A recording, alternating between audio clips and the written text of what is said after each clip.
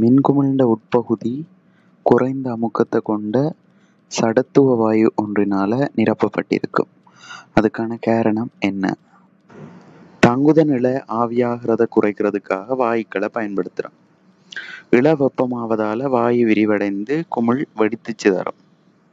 அதை தடுக்கிறதுக்காக இள தாக்கமடையாதிருப்பதற்காக சடத்துவ வாயு பயன்படுத்தப்படுது.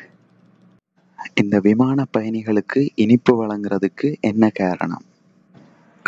புவியிலிருந்து மேலே போக போக அமுக்கம் குறையும். இதால தொண்டையினுள் வலிய உள்ளெடுத்து செவிப்பற மென்சவ்வின் இரு பக்கங்களிலும் உள்ள அமுக்கத்தை சமப்படுத்த வேணும்.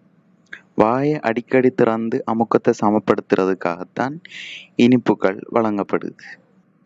இஞ்சி மரவள்ளி ரெண்டுமே உணவு சேமிப்பால உருவான கிழங்குகள். ரெண்டாலும் இஞ்சி கிழங்கிலிருந்து புதிய தாவரம் உருவாகுது. ஆனா மரவள்ளி கிழங்கிலிருந்து புதிய தாவரம் உருவாகாது. அதுக்கு என்ன காரணம்? அரும்பு பகுதியிலிருந்து தான் புதிய தாவரங்கள் தோன்றுது. தண்டின் கணுக்கள்ல இருந்து அரும்புகள் தோன்றுது. இஞ்சி ஒரு நிலக்கீழ் தண்டு. அதால கணுக்கள்ல இருந்து அரும்புகள் வளர்ச்சி அடைந்து புதிய தாவரங்கள் தோன்றுது. ஆனா மரவள்ளி கிழங்குன்றது வேரிண்ட ஒரு திரிபு. அதால அரும்புகள் தோன்றாது.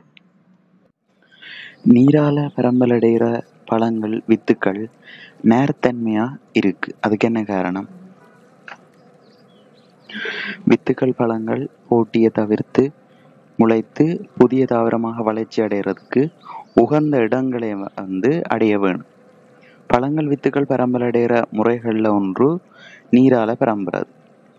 நீரால பரம்பலடைகிற வித்துக்கள் நீரில மிதக்கக்கூடியதாக இருக்கணும்.